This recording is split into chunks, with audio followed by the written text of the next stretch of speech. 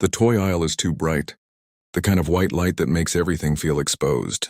Plastic boxes stack like small promises on both sides, colors shouting, wheels frozen mid-spin. He crouches to his daughter's height, suit jacket pulling tight at the shoulders, mind split between quarterly losses and the quiet weight of being late again. His watch ticks loud in his head. He's supposed to choose fast, pay leave. That's the plan. That's always the plan. Then a voice slips in where numbers live, small, careful, not asking for attention, almost apologizing for existing. Mom says wishes don't work. Can you help mine?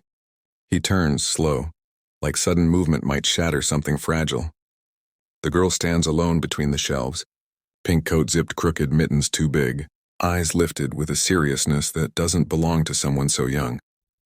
Hope trembles in her face, thin as glass, like it's already been dropped once. His chest tightens before his brain can catch up. He notices the red at the corners of her eyes, the way her shoulders brace as if she's ready for no. This isn't how people speak to him. They demand, pitch, beg. This is different. This is a child handing him something delicate without knowing if he'll crush it. He glances down the aisle, instinctively searching for a parent, a reason to step away and exit. His daughter tugs his sleeve, confused, sensing the shift. He feels suddenly heavy, rooted to the floor, aware of how loud the world is around them and how quiet this moment feels.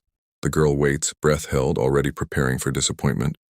And in that pause, something dangerous opens in him.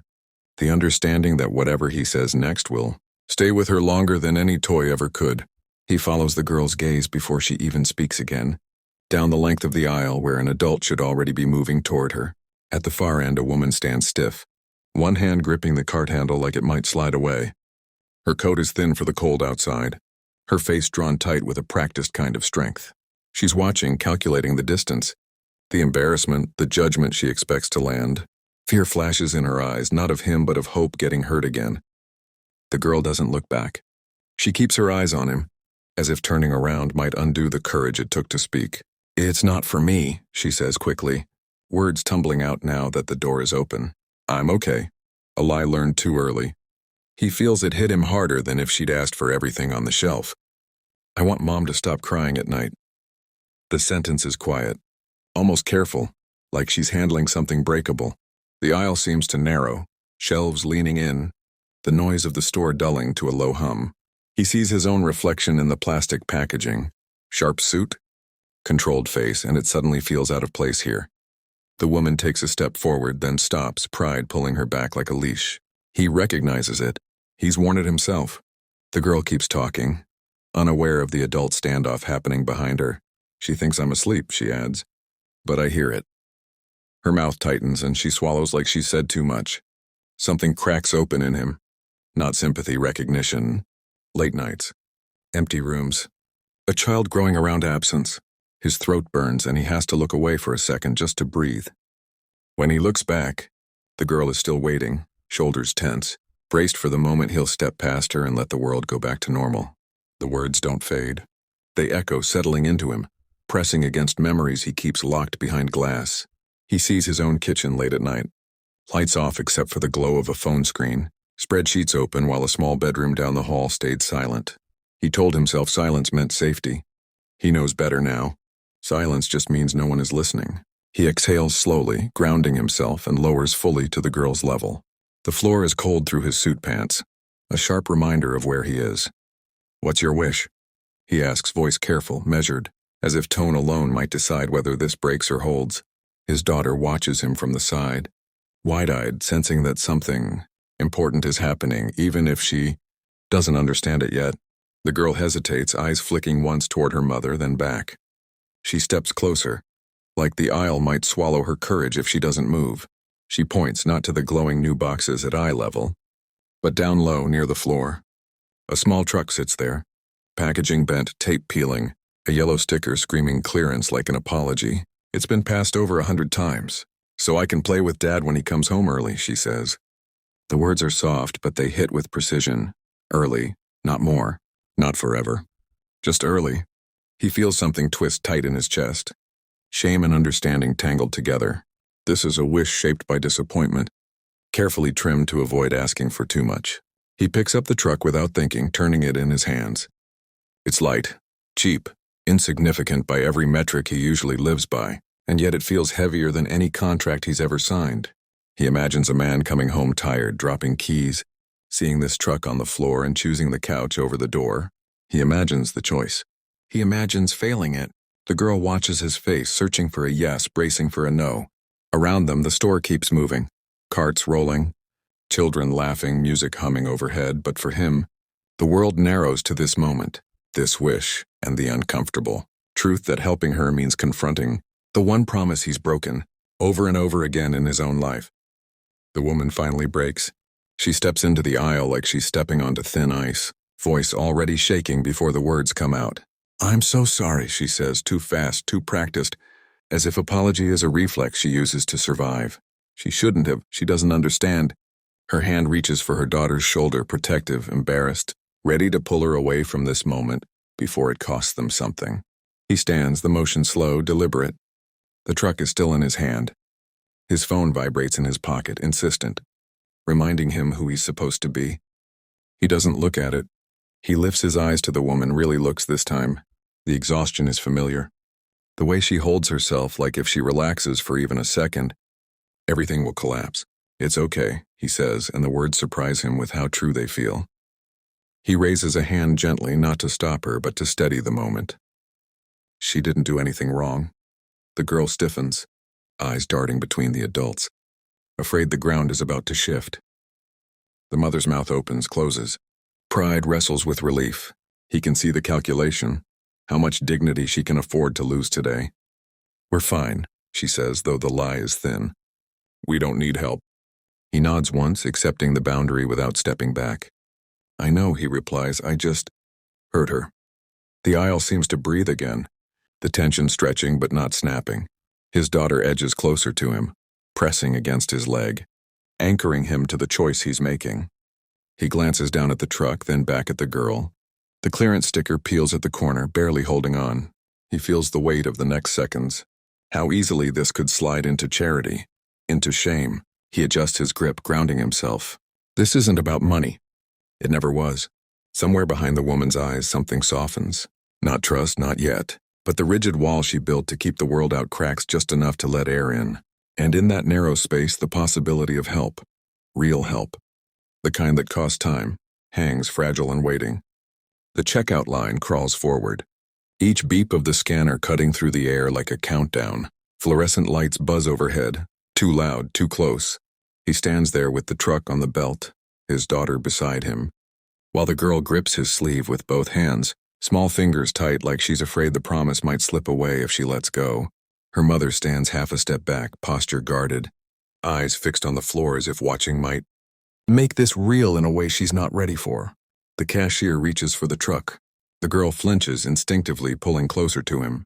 "Do you promise?" she asks, voice barely above a breath. It's not childish. It's desperate. It's the kind of question that comes from learning too early that words don't always mean anything. He turns fully toward her and kneels again, ignoring the impatience behind them, the quiet sighs, the shifting feet. The world can wait. He meets her eyes, sees the fear hiding behind hope, sees how carefully she's holding herself together. "I promise to try," he says, slow and steady, choosing honesty over comfort. The word try hangs between them, fragile but real. She studies his face like she's searching for cracks. Adults have taught her how to doubt.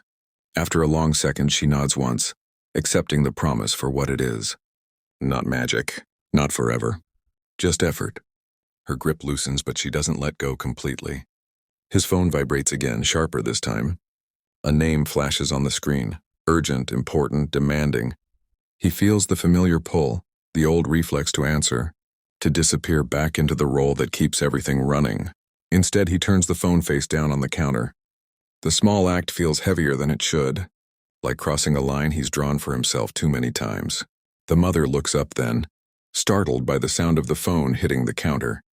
Their eyes meet for a brief second. In hers, he sees disbelief, mixed with something close to pain, like watching someone choose what she's been denied for so long. She looks away quickly, but not before he understands exactly what this costs her to witness. The cashier finishes the transaction. The receipt print's long and unnecessary. He hands the bag to the girl, but she shakes her head and pushes it back toward him. "For Dad." she says softly, as if saying it out loud might help it come true. His chest tightens, breath catching for just a moment too long. He takes the bag, nods, and stands. The line moves again. People pass. Life resumes. But something has shifted. A promise, imperfect, human, fragile, has been spoken aloud. And every person in that small circle feels the weight of it, knowing that what comes next will matter far more than what was bought. Cold air rushes at them as the doors slide open, sharp and clean after the stale brightness inside. Snow has started to fall, light at first, the kind that looks harmless until it quietly covers everything. He pauses just outside the store, breath fogging, watching the girl bounce on her toes as if the world has tilted slightly in her favor. The truck bag crinkles in his hand, an ordinary sound that suddenly feels significant. The mother buckles her daughter into the car seat with careful hands, movements efficient but tender, like she's afraid to linger. The girl keeps talking, words spilling out now that the pressure is gone, waving the truck through the air as if it's proof of something real. "I'll keep it safe," she says. "I won't lose it." Her mother smiles, tight and watery, nodding as though agreeing is safer than speaking. He stands a few steps back, unsure of his place now. The promise presses on his chest, heavier in the quiet.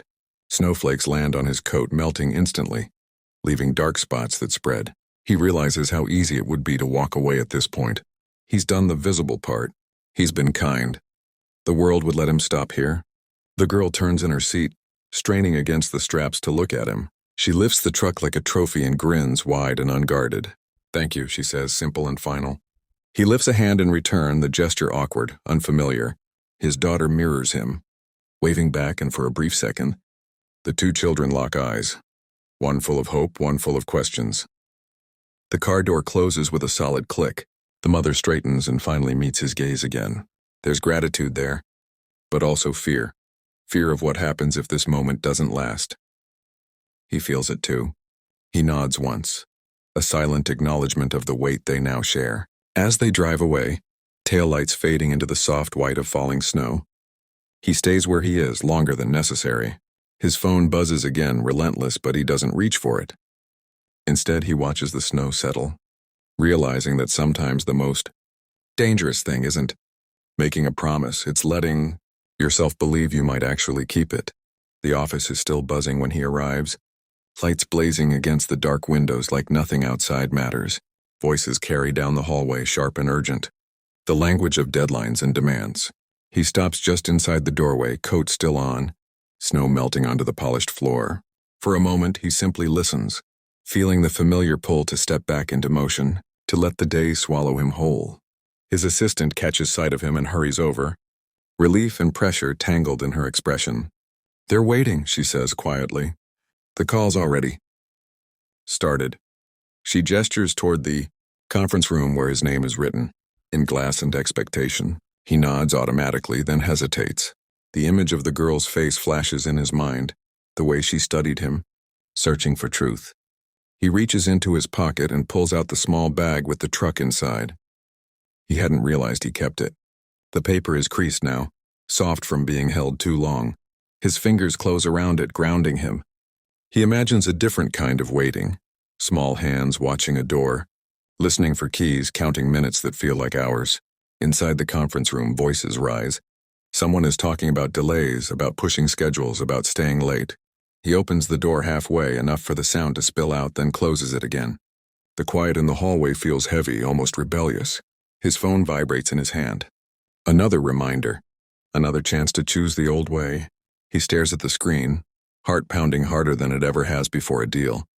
This choice won't make headlines. It won't earn applause.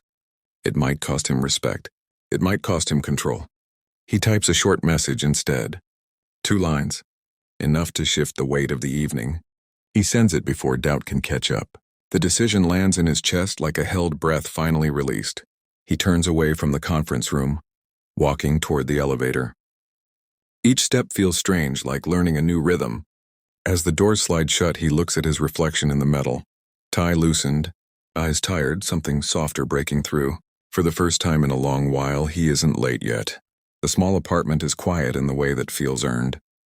Dinner dishes sit stacked in the sink, water drying in thin lines. A single lamp casts a warm circle over the table where the girl's mother sits. hands wrapped around a mug gone cold. She listens out of habit now, not expecting anything, just waiting for the night to settle enough that she can let herself breathe. In another part of the city, a car pulls into a driveway earlier than it ever has. The engine clicks as it cools. A door opens, then closes. Keys land in a bowl instead of a pocket. A jacket is hung instead of tossed aside. The house feels different already, like it's holding its breath. The girl lines up the little truck on the floor, pushing it slowly, carefully, making the sound of an engine under her breath. She pauses, head lifting. Footsteps, real ones, not the imagined kind. Her heart kicks hard. She doesn't run. She waits, afraid that moving might break it. The door opens. Her dad stands there, framed by the hallway light, tie loosened, eyes searching. Time stretches thin. Then he smiles, small and uncertain, and holds up the bag. "You ready?" he asks, voice rough from a day he chose to end early.